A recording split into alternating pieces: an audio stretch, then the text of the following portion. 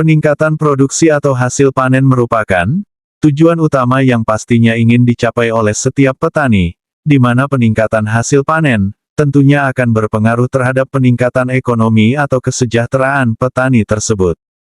Sehingga, untuk mencapai tujuan tersebut perlu dilakukan beberapa upaya. Nah, salah satu upaya yang bisa dilakukan oleh petani yaitu dengan menggunakan pupuk yang mengandung ZPT, atau zat pengatur tumbuh yang berperan penting untuk meningkatkan hasil panen. Nah, sahabat tani, di video kali ini admin akan berbagi informasi mengenai cara kami meningkatkan hasil panen padi hanya dengan modal yang sedikit. Dan untuk meningkatkan hasil panen padi tentunya kita harus menggunakan pupuk, akan tetapi, bukan berarti kita harus keluar modal yang banyak. Karena di sini, admin akan sharing mengenai dua produk pupuk yang harganya sangat murah, tapi, manfaatnya ke tanaman padi sangat luar biasa apabila cara penggunaannya tepat sasaran. Sebenarnya, kedua pupuk yang akan kita bahas ini sudah ada sejak lama, hanya saja selalu disepelekan petani karena harganya yang sangat murah. Padahal kalau penggunaannya tepat sasaran, kedua pupuk ini mampu mengungguli pupuk lain yang harganya jauh lebih mahal. Oke, tanpa basa-basi lagi kita langsung saja ke rekomendasi dua jenis pupuk yang bisa menjadi pilihan terbaik untuk Anda beserta panduan cara penggunaannya. Yang pertama yaitu Gibro Panen. Gibro Panen adalah zat pengatur tumbuh atau ZPT tanaman berbentuk tepung yang dapat larut dalam air, berwarna putih untuk meningkatkan panjang malai dan jumlah gaba per malai. Dapat meningkatkan hasil panen ubinan pada kondisi basah dan kering, juga meningkatkan hasil panen padi per hektar. Gibro Panen dibuat dalam formulasi yang sama dengan Gibro 10 SP, yaitu soluble powder atau berbentuk tepung berwarna putih yang mudah larut dalam air, dengan bahan aktif asam gibrelat 20%. Adapun keunggulan dari Gibro Panen yaitu, merupakan ZPT yang berpengaruh terhadap peningkatan efek morfologi dan fisiologi dalam dosis yang rendah. Meningkatkan ukuran daun, batang dan percabangan, mempercepat pembuahan dan meningkatkan ukuran buah, dapat memaksimalkan proses pengisian gaba, meningkatkan gaba bernas, bulir hampa berkurang dan meningkatkan rendemen beras giling. Terbukti meningkatkan hasil panen lebih tinggi rata-rata 20% lebih banyak dari biasanya. Nah, ini perlu Anda ketahui bahwa Gibro itu ada dua macam, yaitu Gibro Panen dan Gibro 10 SP. Lantas apa perbedaan Gibro Panen dan Gibro 10 SP? Gibro 10 SP berperan dalam proses keberhasilan penyerbukan, meningkatkan jumlah bulir per malai saat fase awal keluar malai, maka, Gibro Panen berfungsi untuk memaksimalkan proses pengisian gaba, sehingga, mampu meningkatkan jumlah gaba bernas, mengurangi gaba hampa, dan mampu meningkatkan hasil panen serta rendemen beras giling yang lebih bermutu. Kapankah waktu pengaplikasian Gibro Panen? Rekomendasi penggunaan Gibro Panen adalah pada saat fase pengisian bulir. Umur pengaplikasiannya berbeda-beda tergantung jenis varietas padi yang ditanam. Di layar ini merupakan contoh pengaplikasian Gibro 10 SP dan Gibro Panen. Untuk Gibro 10 SP diaplikasikan sebanyak 2 kali, yaitu, pada saat tanaman padi berumur sekitar 45 hari setelah tanam, dan 65 hari setelah tanam. Sedangkan untuk Gibro Panen, diaplikasikan pada saat tanaman padi berumur sekitar 80 hari setelah tanam. Sehingga, takaran untuk rekomendasi penggunaan Gibro Panen yaitu 20 saset per hektar. Gibro 10 SP dan Gibro Panen merupakan satu paket untuk meningkatkan hasil panen padi dalam satu kali musim tanam. Nah, sekarang Sobat Tani sudah paham kan apa perbedaan Gibro 10 SP dan Gibro Panen serta manfaatnya untuk tanaman padi. Untuk dosisnya yaitu, Gibro 10 SP dan Gibro Panen 1 saset untuk 1 tangki sprayer ukuran 16 liter.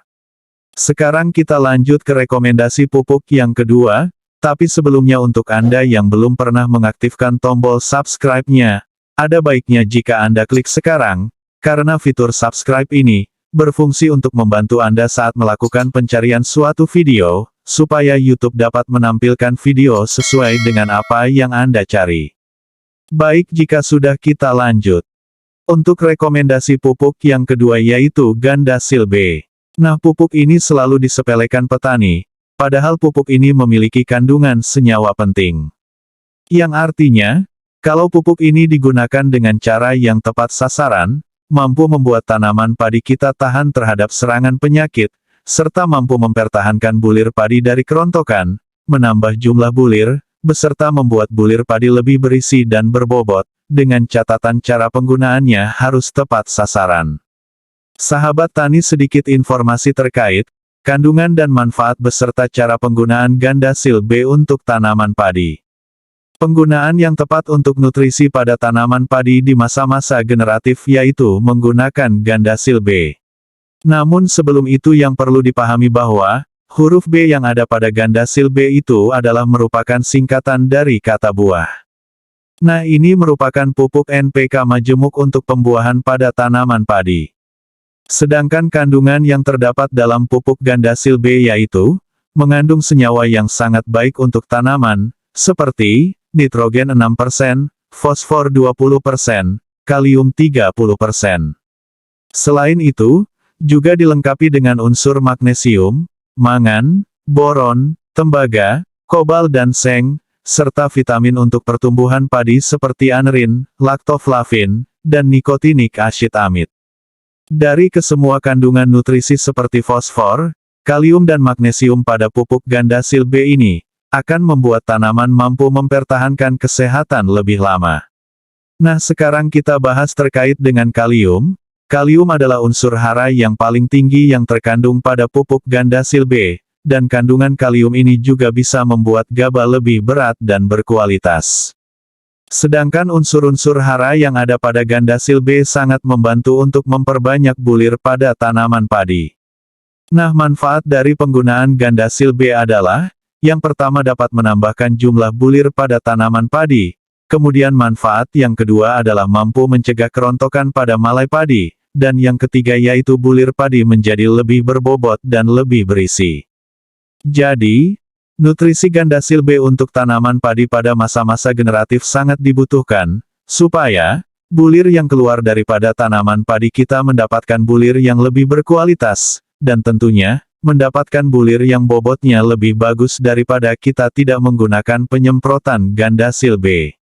Sedangkan kandungan magnesium pada Gandasil B, juga membuat buah tanaman atau padi kita menjadi lebih kuat, dalam artian tidak mudah mengalami kerontokan, dan Gandasil B dapat menjaga kesehatan juga dapat menambah daya pada tanaman padi kita, sehingga tanaman padi tidak mudah terserang penyakit. Pupuk Gandasil B ini memiliki bentuk formulasi berupa butiran kristal yang mudah larut dalam air. Lantas kapan waktu yang tepat untuk melakukan penyemprotan menggunakan Gandasil B? Penyemprotan pertama yang tepat pada masa-masa generatif padi yaitu, usia 40 hingga 50 hari setelah tanam, atau 1 minggu sebelum proses pembungaan, lebih tepatnya saat padi bunting. Kemudian penyemprotan kedua, dilakukan pada tanaman padi setelah penyerbukan bunga atau malai sudah selesai, lebih tepatnya saat proses pengisian bulir atau masak susu. Dan untuk dosis penggunaannya yaitu, 3 hingga 5 sendok per tangki semprot. Sedangkan untuk waktu penyemprotannya, sahabat petani bisa melakukan penyemprotan di pagi hari, yaitu, antara jam 6 sampai jam 9 pagi, karena kalau lewat dari jam 9 pagi penyemprotan sudah tidak efektif lagi.